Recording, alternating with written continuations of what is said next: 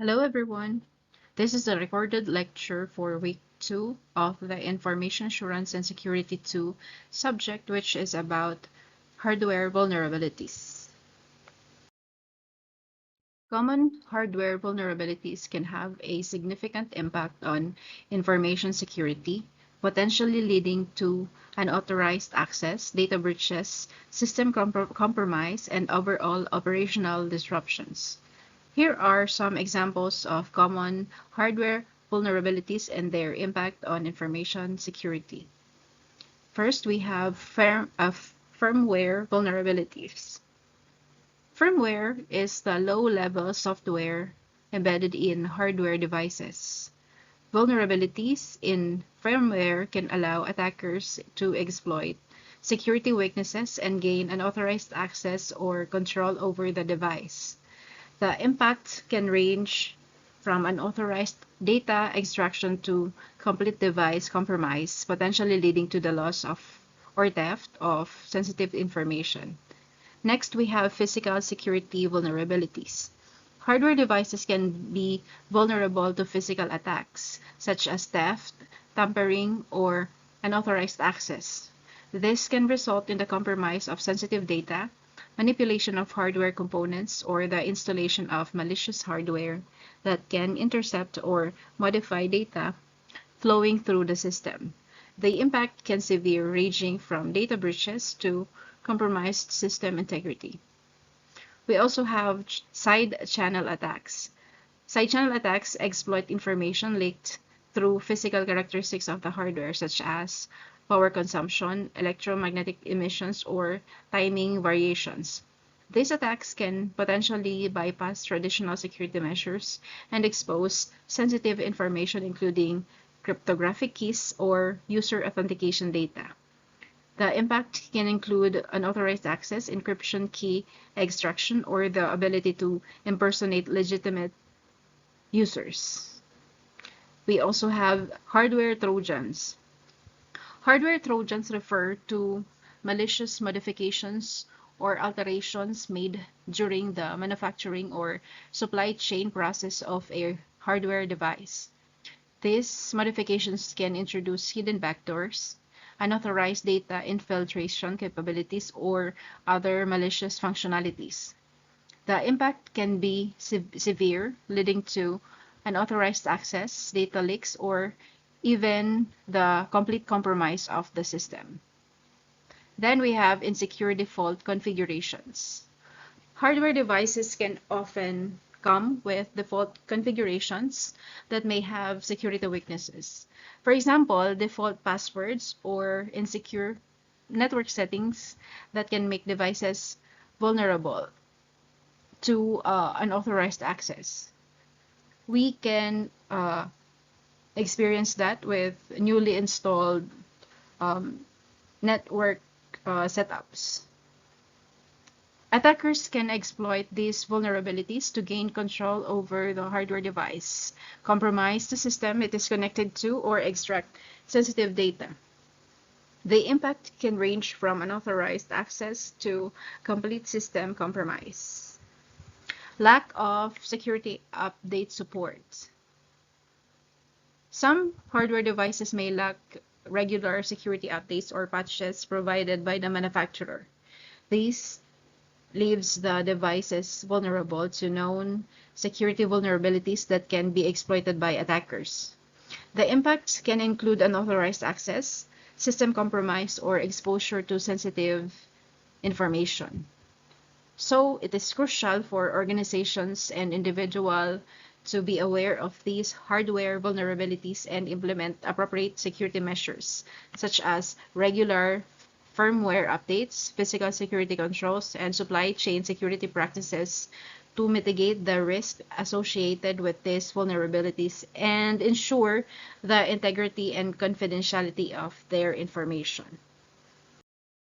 The first on the list is the firmware vulnerabilities. So as mentioned before, firmware is a low-level software embedded in hardware devices.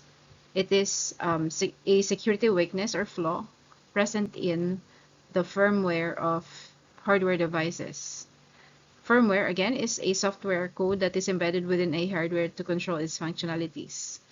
Vulnerabilities in firmware can allow attackers to exploit security weaknesses and gain unauthorized access or control over the device. So the impact can range from unauthorized data extraction to complete device compromise, potentially leading to loss or theft of sensitive information. So here are a few notable examples of firmware vulnerabilities and the impact they had. First, we have the bad USB. This one is a firmware vulnerability that targets USB devices. It allows an attacker to reprogram the firmware of a USB device, enabling it to act as a malicious device capable of spreading malware, stealing sensitive information, or performing other malicious devices. The impact of bad USB can be significant as it undermines the trustworthiness of USB devices and poses a risk to the security of systems they connect to. Next, we have stage fright. Stage fright was a series of firmware vulnerabilities discovered in Android operating systems' media playback engine. These vulnerabilities allowed attackers to exploit the multimedia messaging service feature to remotely execute malicious code on Android devices, potentially compromising the entire device. Stage fright affected millions of Android devices and highlighted the importance of timely firmware updates to address vulnerabilities. This meltdown and expector has been mentioned before. So these are firmware vulnerabilities that impact the speculative execution feature of modern processors. These vulnerabilities allow attackers to access sensitive information such as passwords or encryption keys from the memory of other processes running on the same device. Meltdown primarily affects Intel processors, while Spectre affects a wider range of processors from different vendors.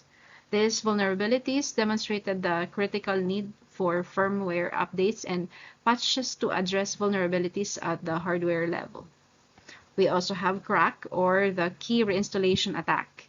So crack is a firmware vulnerability that affects the WPA2 protocol used for securing Wi-Fi networks. We could relate to this one. We have seen this one when connecting to a particular Wi-Fi network.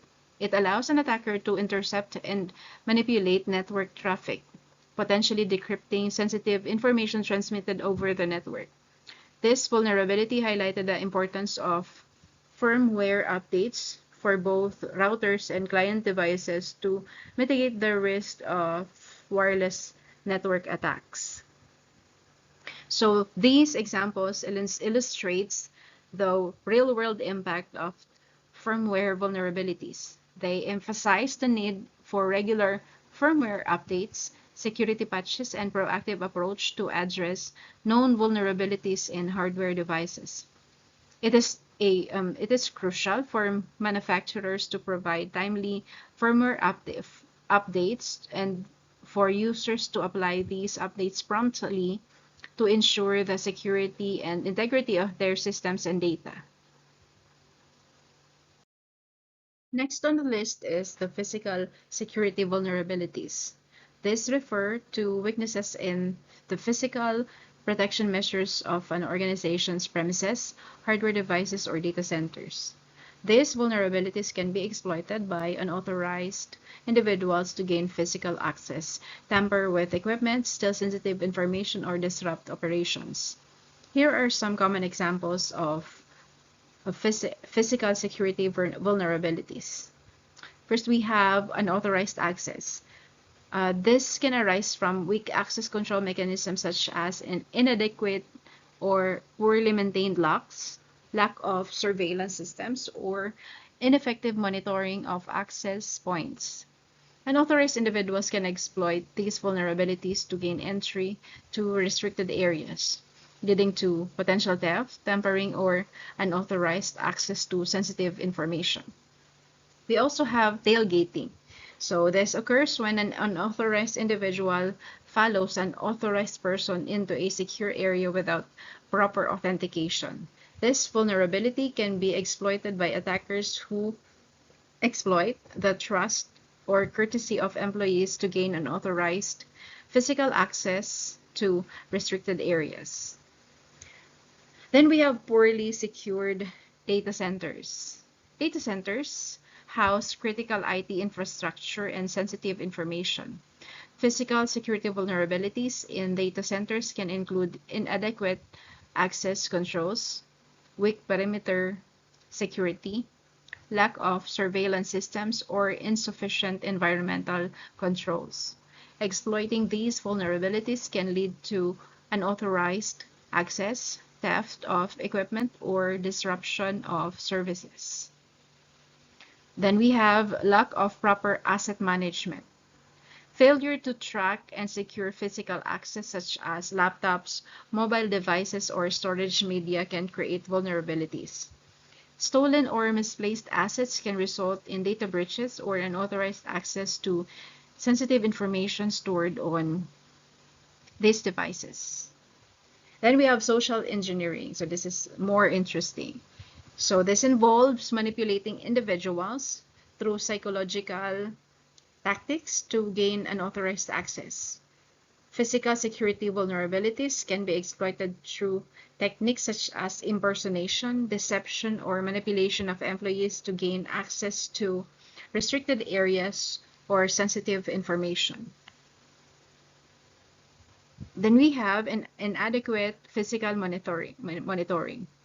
Insufficient monitoring of physical security measures such as video surveillance, alarms, or intrusion detection systems can create vulnerabilities. Without proper monitoring, unauthorized access attempts or suspicious activities may go undetected, allowing potential breaches or compromise to occur. Side channel attacks are a class of attacks that exploit information unintentionally leaked by a computer system through its physical characteristics such as power consumption, electromagnetic emissions, or timing variations. These attacks aim to infer sensitive data of cryptographic keys by analyzing these side channels even without direct access to the target system's internal workings. Here are some common types of side channel attacks. First, we have power analysis. These attacks involves analyzing the power consumption patterns of a device during its operation. By monitoring and analyzing the power consumption fluctuations, an attacker can deduce information about the cryptographic operations being performed, such as the values of secret keys or intermediate computations. Power analysis attacks can be conducted through various techniques, including simple power analysis or SPA, differential power analysis or DPA, or correlation power analysis or CPA. Next, we have timing analysis. These attacks exploit variations of the execution time of cryptographic algorithms or other sensitive operations. By measuring precise execution time, an attacker can deduce information about secret keys or other sensitive data. Timing analysis attacks can be particularly effective in scenarios where the execution time depends on the values being processed or the algorithms being employed. Next, we have electromagnetic analysis.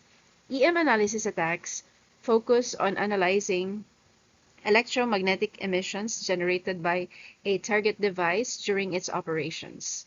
These emissions can contain information about the internal state of the device, including cryptographic keys or intermediate computations. So by capturing and analyzing these emissions, an attacker can gain insights into the sensitive data processed by the device.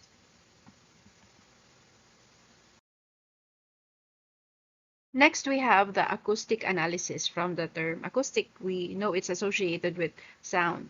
So these attacks leverage sound or vibrations produced by a device during its operation. By capturing and analyzing these acoustic signals, an attacker can extract sensitive information or infer internal operations. For example, an attacker could use a sensitive microphone to capture the sound of keystrokes to reconstruct typed passwords or cryptographic keys. We also have cache-based attacks. Cache-based attacks exploit the information leaked through the system's cache memory.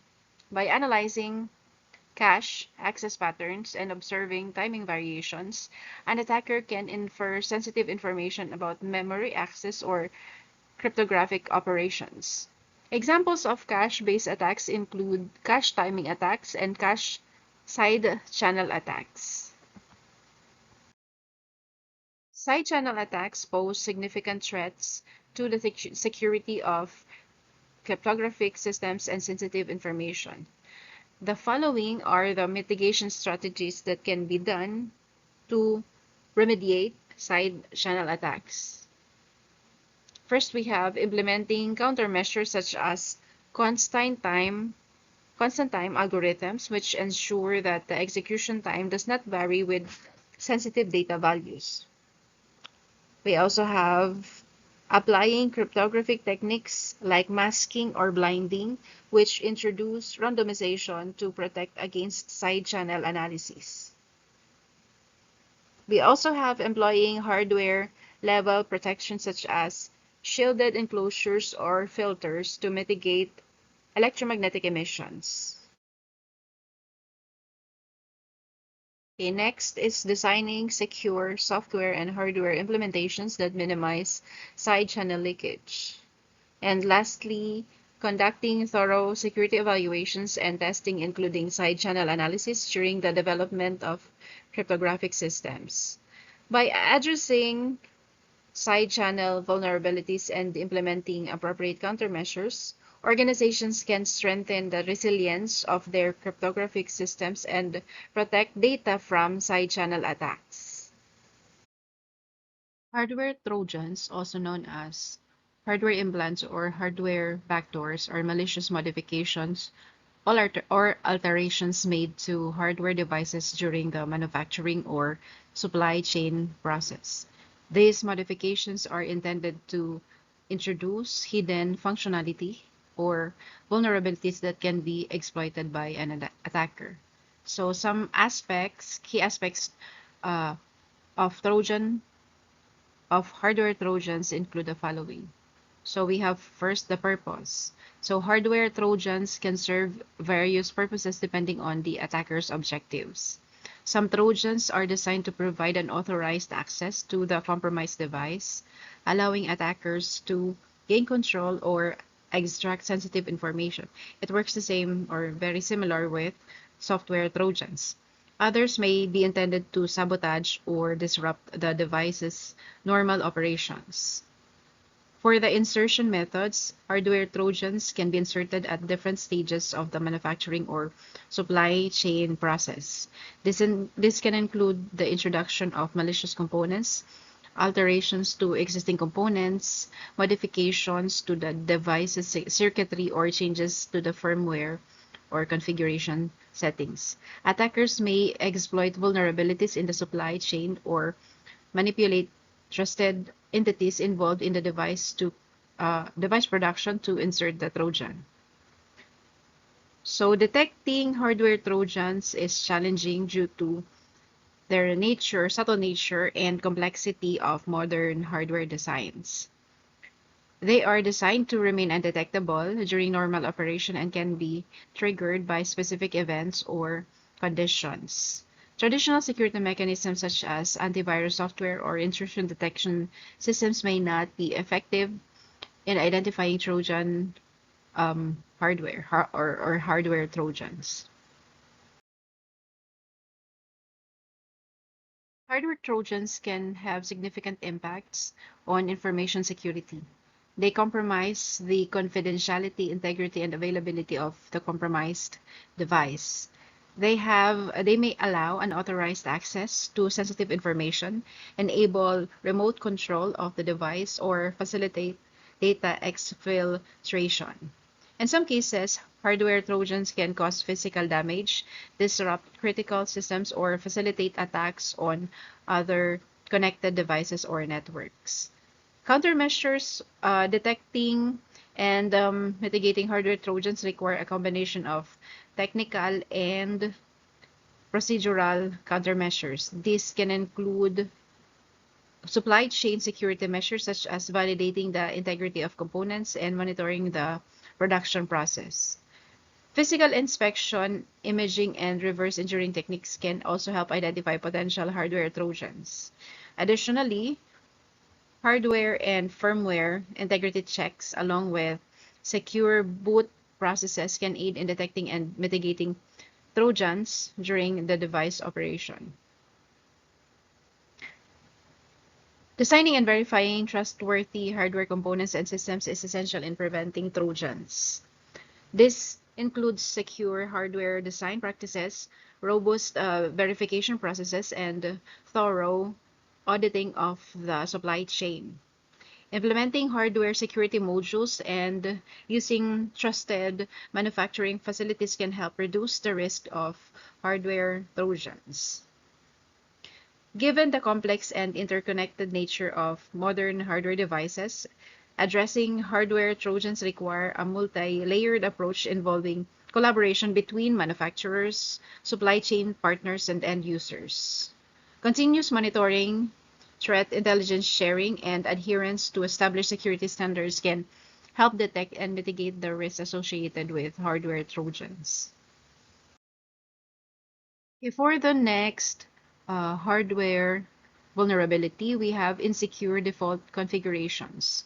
This refers to the pre-configured settings or or configurations of hardware devices, software applications, or network infrastructures that are considered insecure or have known vulnerabilities.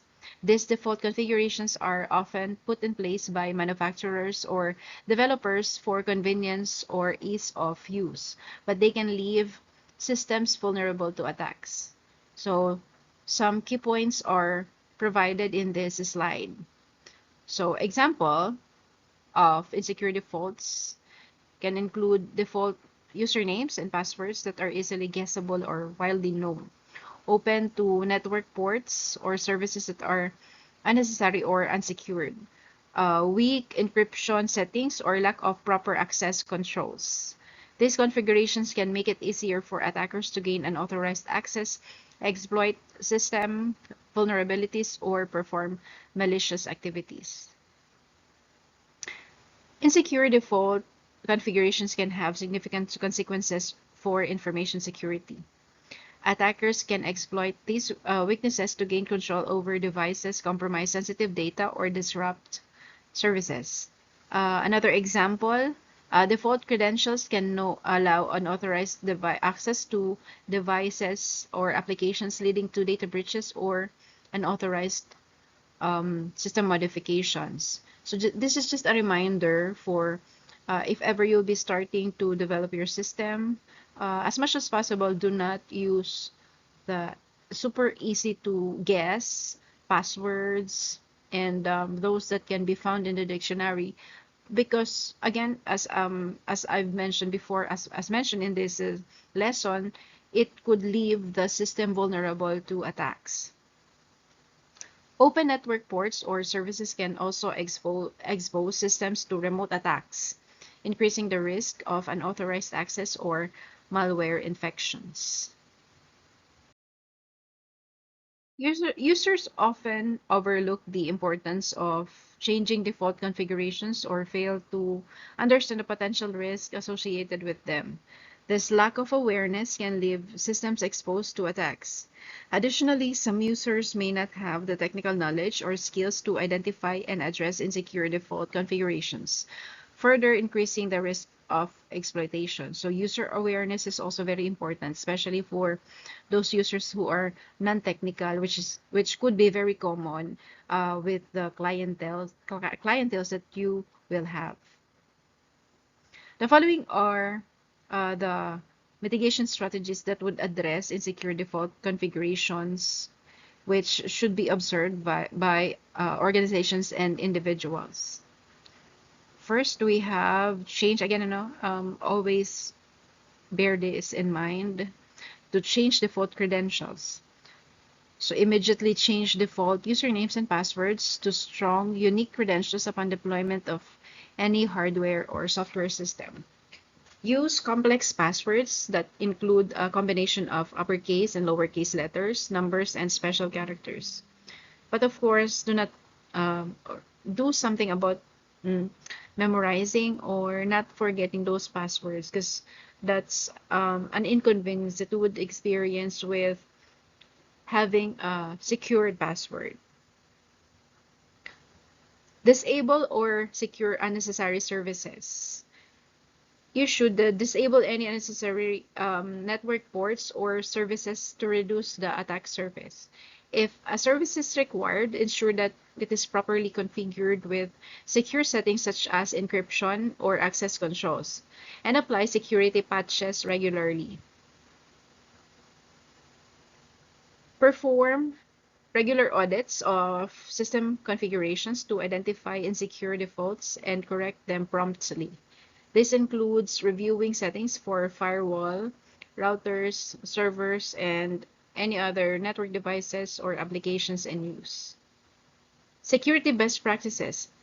Follow industry best practices and guidelines for secure configurations. This may include hardening guidelines provided by vendors or industry standards organizations. Okay, user education, I've mentioned this before. Provide user education and awareness training to ensure that individuals understand the risks associated with insecure default configurations and importance of changing default settings upon deployment. By addressing insecure default configurations, organizations and individuals can significantly reduce the risk of unauthorized access, data breaches, and system compromises. Regular reviews, updates, and adherence to secure configuration practices are essential for maintaining a strong security posture.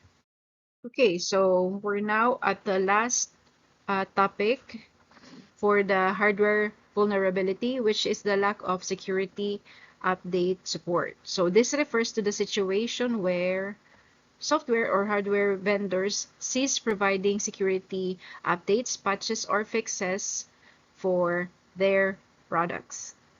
This means that the vulnerabilities discovered in the products will remain unaddressed, leaving users exposed to potential security risks.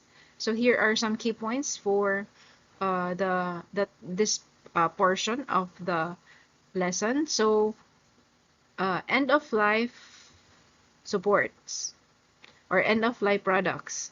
So software and hardware vendors typically have a product life cycle, and at some point they may declare a product as end of life, termination, like that.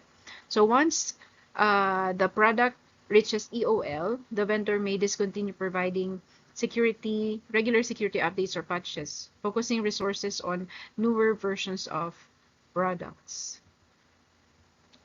Okay, the lack of security update support exposes users to known vulnerabilities that could be exploited by attackers. As new security threats emerge, attackers actively target systems running outdated software or hardware that no longer receive security updates. Exploiting these vulnerabilities can lead to unauthorized access, data breaches, system compromise, or other malicious activities. Many industries and sectors have specific compliance requirements that mandate the use of supported and up-to-date software. The lack of security update support can jeopardize compliance with industry regulations, leaving organizations vulnerable to penalties or legal repercussions. Extended support or custom agreements. In some cases, vendors may offer extended support or custom agreements for organizations that require continued security updates for older products. However, these agreements often come with additional costs and may have limited availability. So to address the lack of security update support, Organizations and individuals can consider the following strategies.